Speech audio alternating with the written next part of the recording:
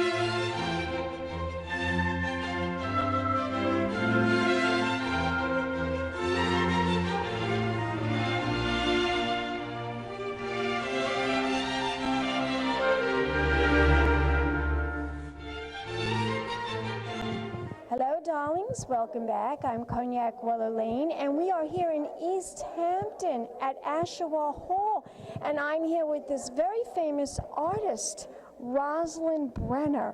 What a pleasure to see your artwork. This is one of her pieces right behind me. Rosalind, tell my audience about the theme of this artwork that is being exhibited here this evening at Ashawagh Hall. Well, thematically, it is from my travels in the area of Myanmar and Thailand and Hong Kong, and some of the smaller ones are from just the life here, the beautiful colors, and the Buddhism of Myanmar, the temples and the people. The gorgeous colors are what always gets me, no matter where I travel. And you've traveled quite extensively all around the world. As much as I possibly can and more. Is there any particular place that is a favorite of yours that you've traveled to? Well, right now I have to say it's Myanmar, which is hopefully emerging from a dark period and has the most beautiful people and incredible landscapes and thousands and thousands and thousands of Buddhist temples. This painting, explain to my audience a little bit more about this particular painting that we're seeing behind us. What was the inspiration behind the painting? Well, I am always inspired by color, and I see the color in any landscape. If there were paintings here of India, you would see the amazing cacophony of color there. In Myanmar, there is this beautiful, peaceful landscape, but because of the Buddhas and the temples, but also there is the color, the gorgeous flowers and the beautiful lakes and rivers and the gardens, for example, on Inlay Lake, where they garden on the lake and live on the lake, and houses on stilts, and it's just beautiful fabrics and exquisite. I sort of see the blending of all the colors. You know, the technique that you used is really incredible. The colors are just, they're so vibrant. This piece is just gorgeous. Well, thank you. I just live color.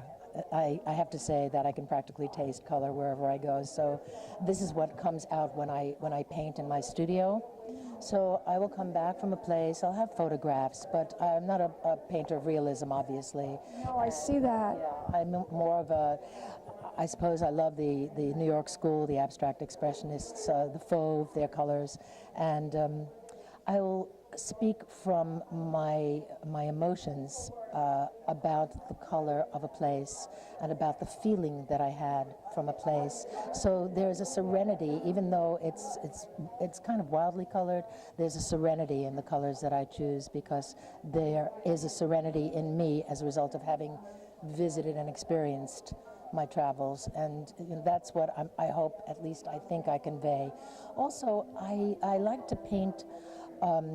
I paint obviously abstractly, but people tell me that they can walk into my painting. So if you see the painting from It far really across the room, captures you. yeah. So if you see the painting from across the room, you see color, and you maybe see line, and Oh, you I may saw not see the this Buddha. when I saw this painting. I just gravitated to it immediately. How long did it take you to paint this?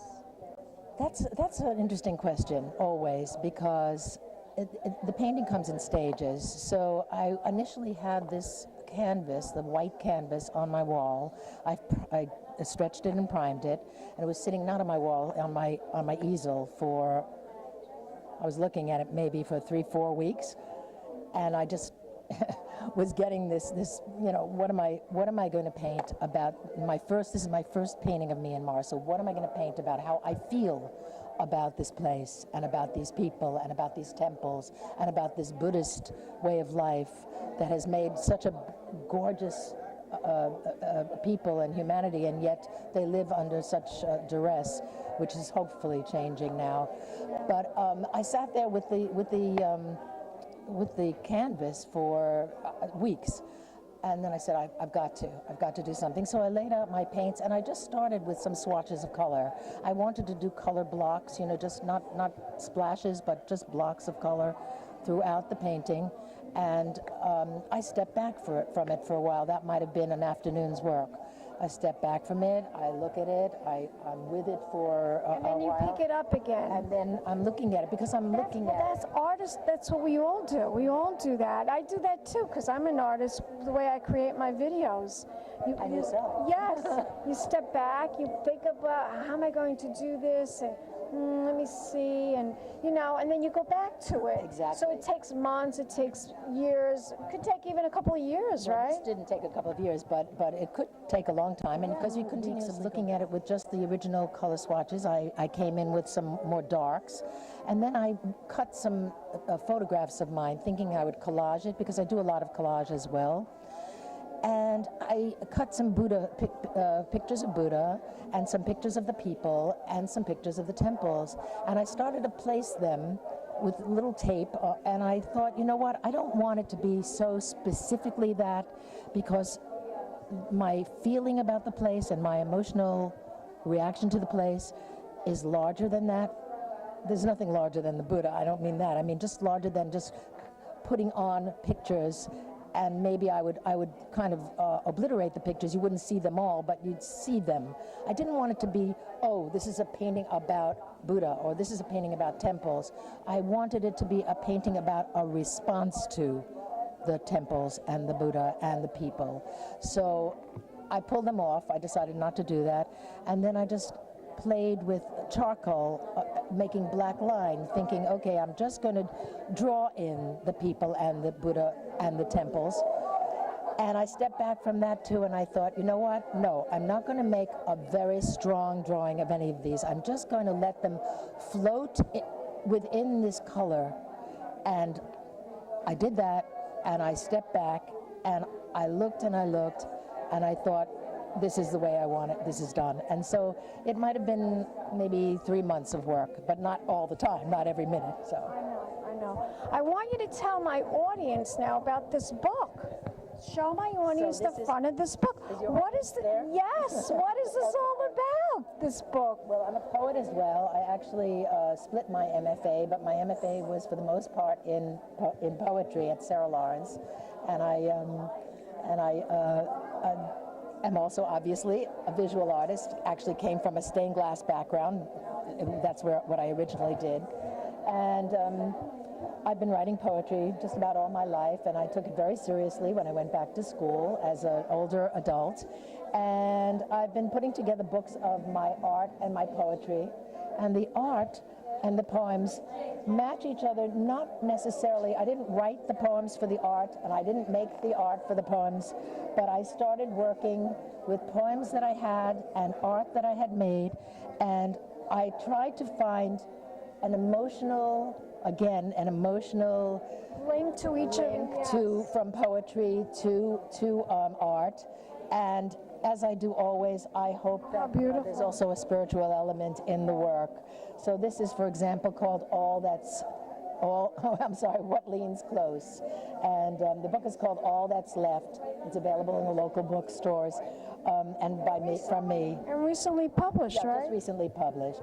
And so this is a picture of, and the poem is called What Leans Close. And it's really a painting I did of a young man almost fighting a fire. It has that, it's abstract, so it's not a realistic thing, but it has that feeling of fighting or moving away from something or pushing back on something. Conflict. Yeah, and the poem is about how we grow and what we learn as children, and how sometimes it's very difficult to unlearn some of the prejudices, some of the things that we learn that are not so healthy for the human race and for ourselves. But so that's what that poem is about.